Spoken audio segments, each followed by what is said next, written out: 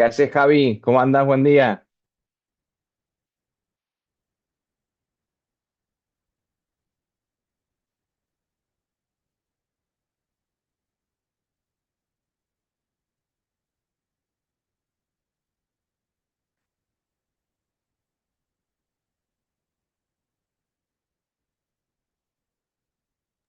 Hola, no los escucho para nada. A ver, Ahora sí te escuchamos, por lo menos yo te escucho a nada. vos. A ver qué pasa con el sonido. Un segundo, ¿sí? Dale. Audio, speakers, definition.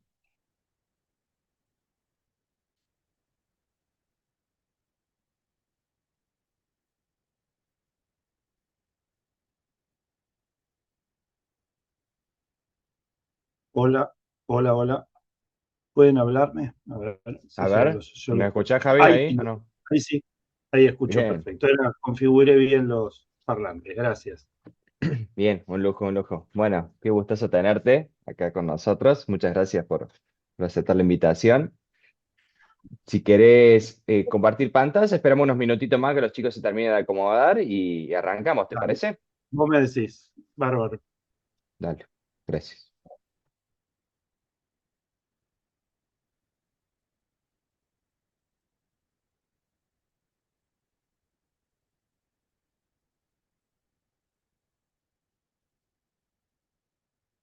¿Todos los que participan son de Córdoba?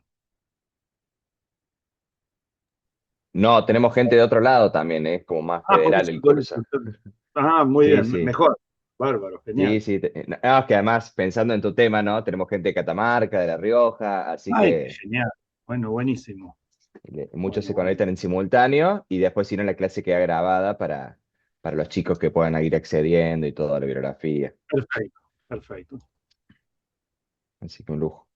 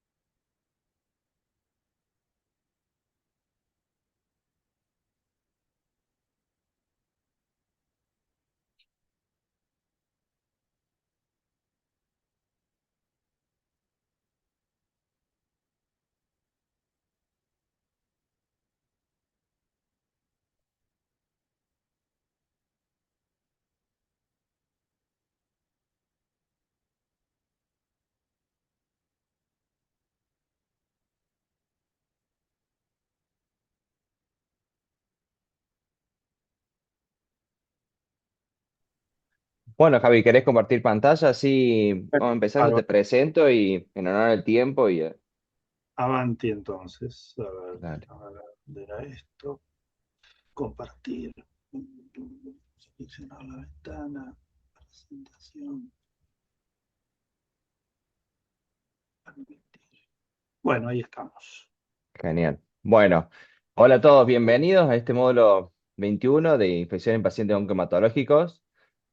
Hoy tenemos el gustazo y el placer de escucharlo a Javier Feltra. Yo lo escuché a Javi por primera vez en un congreso de la SADI y él hablaba mucho, bueno, de algunas controversias que me gustaron mucho, de la infotericina, de las vidas medias y varias cuestiones que por ahí nosotros tenemos incorporadas que me hicieron cambiar el chip en varias cuestiones, así que desde ahí que lo conozco yo, él no me conocía a mí, pero yo sí a él, lo he seguido mucho en LinkedIn y todo, y bueno, cuando me tocó coordinar este módulo, un poco eligiéndolo yo, son temas que me gusten también, que son apasionantes, bueno, lo contacté y tenemos el gustazo de poder tenerlo. Javier Afeltra es médico micólogo, es jefe de la unidad de parasitología en el Hospital de Agudo de Ramos Mejía. Es investigador independiente del gobierno de la Ciudad de Buenos Aires, docente del Departamento de Microbiología de la Facultad de Medicina de la UBA y miembro de la Comisión de Inmunosuprimidos o Inmunocomprometidos de SADI. Así que bueno, un gustazo tenerte, Javi. Cuando quieras, empezas. Bueno, Juan, muchísimas gracias por la invitación. Es un gusto participar con ustedes en este evento de esta mañana, no sé para ustedes, pero para mí helada, fría, fea, y poder compartir estos minutos con ustedes. Yo no los veo, así que eh, si quieren interrumpirme para hacerme alguna pregunta, abran el micrófono porque no veo al costado los comentarios, ¿sí? Y bueno, esto vamos a hablar sobre medicación y tratamientos, así que estos son mis conflictos de interés. Y vamos a desarrollar a lo largo de esta charla una pequeña introducción. Vamos a hablar sobre profilaxis antifúngica en pacientes oncohematológicos, tratamientos antifúngicos empíricos, tratamientos antifúngicos dirigidos, las utilidades de las pruebas diagnósticas microbiológicas y en la última parte, que es la que más me interesa de todos, que son los escenarios clínicos, ahí les voy a transmitir o les vamos a compartir un escenario único en el cual hay pequeños cambios y vamos a tratar de interactuar entre ustedes y yo acerca de qué es lo que harían en cada uno de esos escenarios y qué conductas tomarían, ¿sí? Ahí es más discusión en la última parte. Así que, a modo de introducción y como elemento fundamental en pacientes oncohematológicos, ahora en el siglo XXI, ya bien entrado esta primera cuarta parte del siglo, es muy importante establecer la clasificación de riesgo, pero fundamentalmente el riesgo de desarrollar enfermedad fúngica invasora. Recuerden que en oncohematología está después el riesgo hematológico, ¿no? Que puede ser alto, intermedio, bajo, pero esos son, digamos, clasificaciones hematológicas. Cuando nosotros hablamos de riesgo en micología, en infectología, es del riesgo de desarrollar la infección.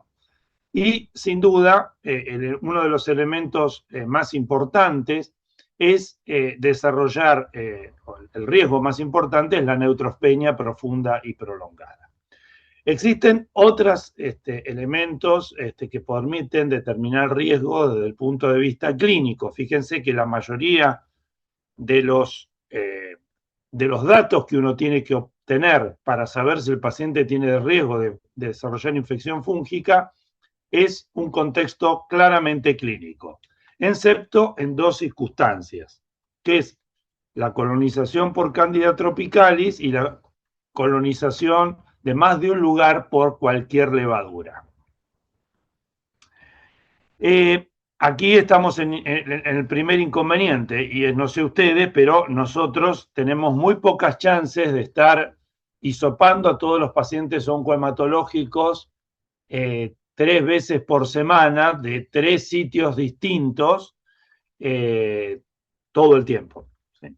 Entonces, esta dificultad hace que la colonización de más de un sitio de acción, no, de más de un sitio, normalmente no la tenemos registrada. Y por otro lado, la única forma de identificar Candida tropicalis es si el paciente tiene una mucositis o una lesión orofaringia, hacemos el hisopado porque creemos que tiene una candidiasis orofaringia y salta que tiene Candida tropicalis. Tenga o no tenga mucositis o tenga candidiasis por Candida tropicalis, esa nos marca alto riesgo, aunque no tenga ninguno de los otros factores. Esto muchas veces determina por qué a veces el paciente no es de alto riesgo clínico por la obtención de estos factores y sí tiene riesgo, sí es de alto riesgo por tener identificadas estos factores que hacen, especialmente microbiológicos, que determinan que después nos sorprendemos que tiene una aspergilosis invasora y en realidad decimos, ¿por qué si no tiene ninguno de estos factores? Por ahí estaba colonizado con tropicalis. Y esa era la razón. Tropicalis no sabemos por qué, pero la realidad es que cuando nosotros a los hematólogos le decimos que el paciente tiene tropicalis, tropicalis es como que sensa que hay algo que en la inmunidad del paciente que no anda mal. Y es el paciente que tarda más en hacer el prendimiento del trasplante, no anda bien, o el tratamiento quimioterápico no es suficientemente efectivo o recae. O sea, sensa que hay algo que no está bien y eso es lo que determina el riesgo. Javi, te Sí, interrumpo un segundito, ahí te quería preguntar, dale. porque nosotros por ahí tenemos algunas, como que los hematólogos no les gusta mucho a veces el tema del hisopado, ¿no? Que dicen de la translocación bacteriana, de que estamos hablando de algo que uno por ahí puede hacer muy sencillo, pero dice, no, que me vas a hacer una bacteriemia transitoria, o si tiene una levadura, va a pasar de la mucosa a la sangre, ¿viste? Todas esas cuestiones. Usted tiene muy aceitado el hecho de poder hisopar a los pacientes sin ningún problema, ¿no? A nivel de mucosa, a nivel rectal. No, no hay ningún inconveniente. El hisopado Bien, va a provocar, no va a provocar la translocación fúngica en este caso, sí, es espontánea y no necesita hacer que nosotros hagamos nada. bien. Segundo, si el paciente es de alto riesgo y tiene mucositis, va a tener más chance que de un hisopado.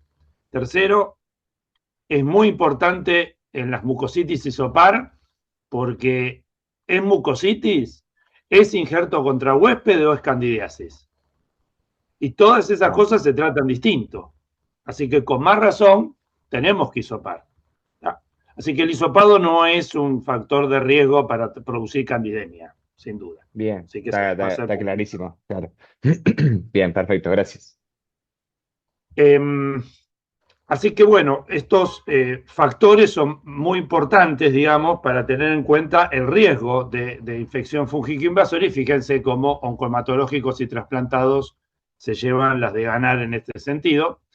Y en respecto de los agentes etiológicos más frecuentes, en el caso de los hongos en oncohematología, con el uso del fluconazol como profilaxis primaria para evitar las candidemias, sin duda las aspergilosis y las otras hialoifomicosis como la fusariosis y también las cigomicosis son las infecciones fúngicas por agentes filamentosos más frecuentes. Vamos entonces a las distintas etapas por las cuales transcurre un paciente oncohematológico y que puede recibir distintas formas de indicación de medicación antifúngica.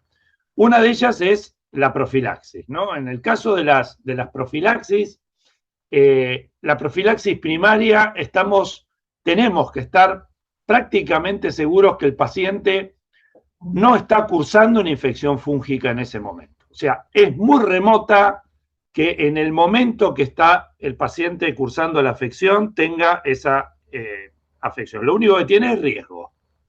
Por lo tanto, dependiendo de determinados factores, se le introduce la terapéutica preventiva. Otra cosa es la profilaxis secundaria. En la profilaxis secundaria estamos seguros que el paciente tuvo una infección fúngica invasora y por lo tanto, si vuelve a estar en riesgo, tiene que recibir el último antifúngico que recibió durante su tratamiento, durante todo el esquema que corresponda. Si tiene que hacer 4 esquemas de quimioterapia, en el segundo esquema sobrevive a una infección fúngica invasora, por ejemplo, una aspergilosis invasora, en el cuarto ciclo de quimioterapia tendrá que recibir la medicación antifúngica que recibió durante su tratamiento si es que lo completó correctamente.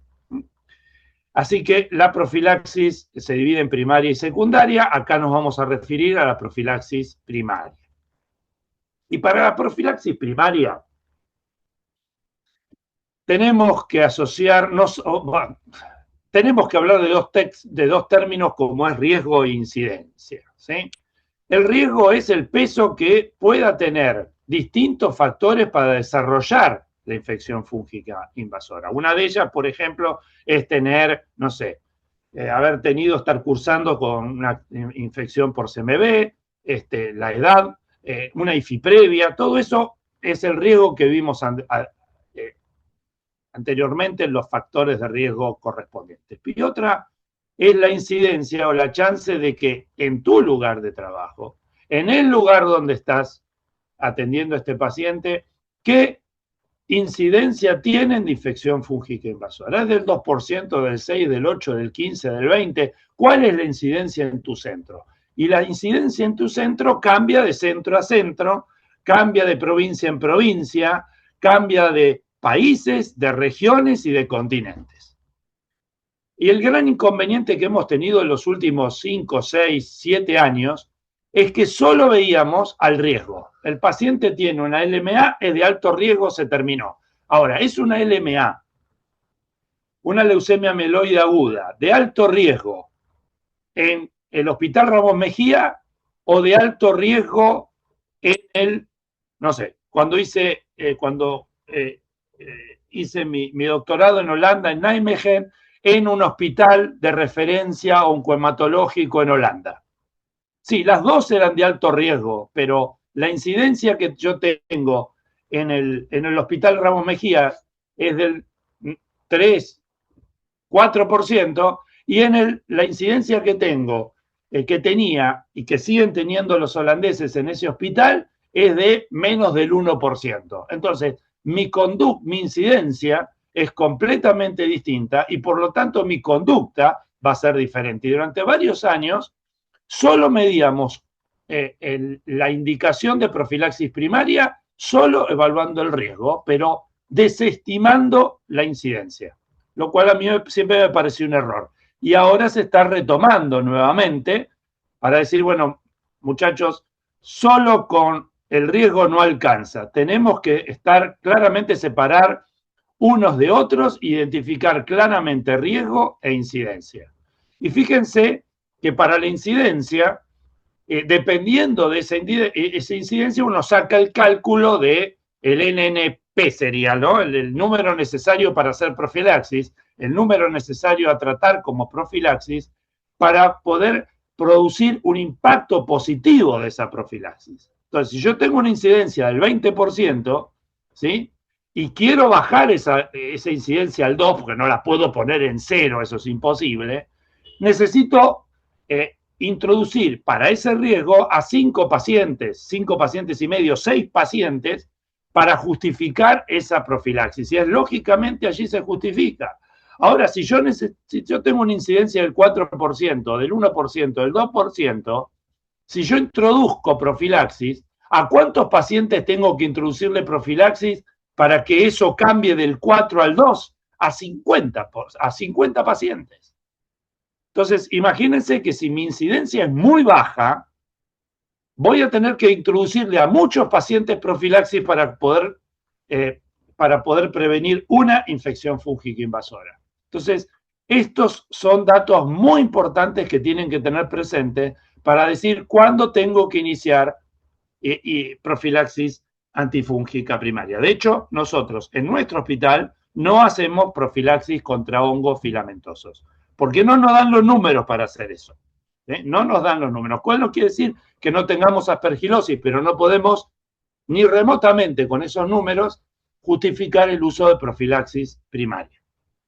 Otra cosa es si tenemos un brote, ahí los números avanzan, la prevalencia aumenta y entonces ahí sabemos qué es lo que tenemos que hacer. Entonces, la profilaxis antifúngica primaria, el objetivo es disminuir esa incidencia, disminuir la mortalidad temprana, obviamente prolongar la sobrevida. ¿Y contra qué queremos prevenir? Contra cándida, contra aspergillus, contra zigomycetes, solo los pacientes de alto riesgo. ¿Cuándo tiene impacto? Cuando la incidencia es mayor o igual al 6%, y cuando es mayor del 10%, no solamente es costo efectiva, sino también es costo beneficiosa. Ahora, tenemos que llegar a ese número. ¿Cuántos de ustedes conocen en sus centros haber hecho incidencia? O sea, denominador y numerador para obtener el valor necesario de ¿qué vamos a poner en el denominador? ¿Todos los pacientes oncohematológicos? ¿Todos los pacientes oncohematológicos neutropénicos profundos? ¿Todos los pacientes de alto riesgo? Y en el numerador, ¿qué voy a poner? ¿Todos los que recibieron terapia empírica? ¿Todos los que tuvieron tomografía computada alterada? ¿Todos los que tuvieron galactomanano positivos? Si ponemos a todos los que recibieron terapia empírica, y estamos sobrevaluando la incidencia, porque la mayoría de los que ponemos en empírico no tienen ninguna infección fúngica invasora. Entonces, cuando decimos incidencia, ¿a qué nos referimos exactamente? Obviamente, aquellos escenarios en los cuales la chance de que el paciente haya tenido una infección fúngica invasora es más alta, como las probables y probadas. Así que, sin duda, todos estos factores de riesgo son muy importantes, donde la neutropenia prolongada, la enfermedad oncohematológica en estadio de refractaria o en recaída, en alta exposición epidemiológica, de nuevo, ¿cuántos pacientes tenemos que hacen su ciclo de quimioterapia porque simplemente tienen leucemia en un lugar inadecuado? ¿Sí? Las coinfecciones virales y otra cosa que no evaluamos, como el polimorfismo genético. Hay gente que tiene mutaciones que generan alteraciones y polimorfismos en los patrones, en aquellos receptores que reconocen patrones asociados a patógenos, como las dectinas, el TLR2, que facilitan o generan un mayor riesgo de infección fúngica invasora, y así como ocurre con las colonizaciones, estos polimorfismos genéticos tampoco los detectamos. Así que el alto riesgo en IFI hay que identificarlo claramente, pero también tenemos que identificar cuál es la incidencia en nuestro centro. Entonces, básicamente, la profilaxis antifúngica primaria la hacemos contra cándida, nosotros en nuestro hospital la hacemos con fluconazol, 400 miligramos día. El resto de las alternativas no las utilizamos, ya que estaríamos cubriendo además hongos filamentosos. En el caso de las aspergilosis, la indicación de profilaxis antifúngica primaria es con posaconazol a 200 miligramos día, y traconazol en solución, que es bastante mal tolerada a la vía digestiva, y como otra alternativa actual es el isavuconazol, también se está utilizando como profilaxis primaria, off-label.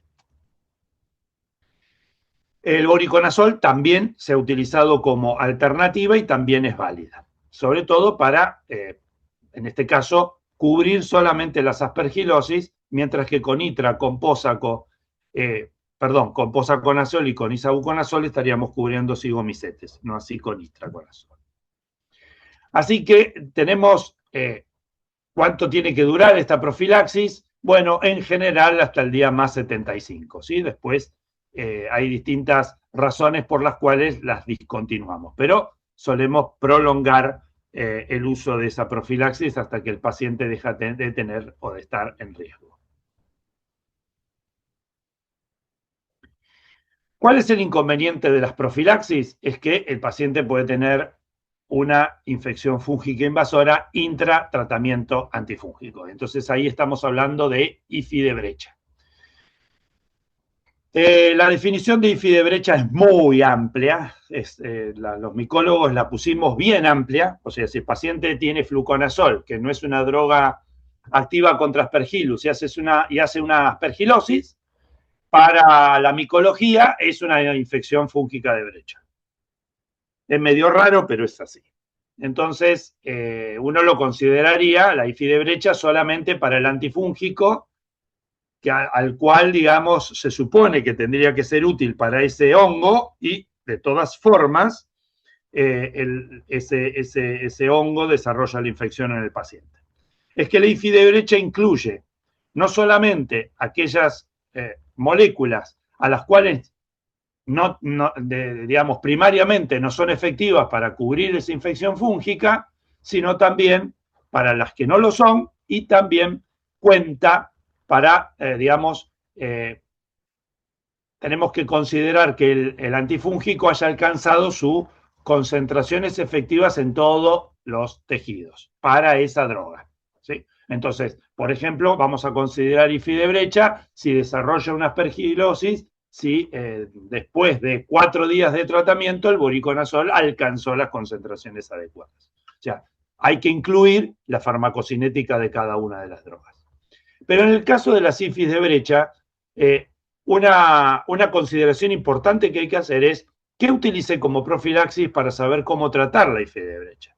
¿Con qué herramientas diagnósticas cuento para hacer diagnóstico de IFI de brecha?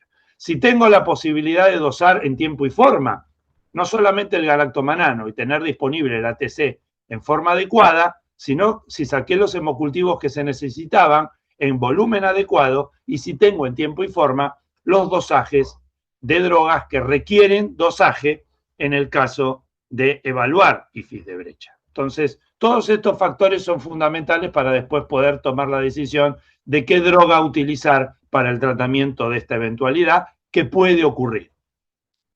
Quiero contarles que hace unos años la profilaxis antifúngica primaria se le daba a troche y moche a todo paciente. Todos los pacientes recibían, no había nadie con profilaxis, sin profilaxis, o había muy pocos centros, uno en el ramo Mejía, que era mal visto por eso, porque no hacíamos profilaxis primaria contra hongos filamentosos.